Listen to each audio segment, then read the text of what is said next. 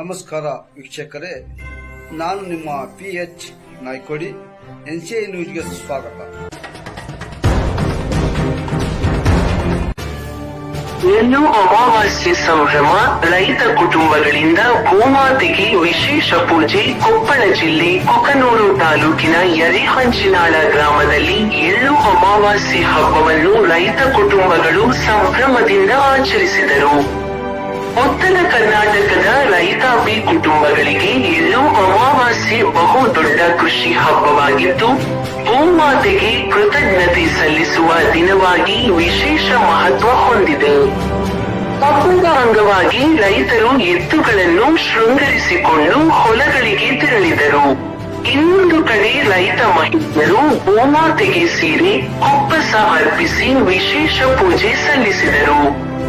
ಹೊಲದಲ್ಲಿ ಮೈದುಂಬಿದ ಬೆಳೆಗಳಿಗೆ ಚರಗ ಚೆಲ್ಲುವ ಮೂಲಕ ಸಮೃದ್ಧಿಯ ಕಾಮನೆಗಾಗಿ ಬೆಳೆಗಳಿಗೆ ನೈವೇದ್ಯ ಅರ್ಪಿಸಿ ಬನ್ನಿ ಮರದ ಬಳಿ 5 ಪಾಂಡವರ ರೂಪಿಸಿ ಪೂಜೆ ಸಲ್ಲಿಸುವ ಸಂಪ್ರದಾಯವು ನೆರವೇರಿಸಲಾಯಿತು.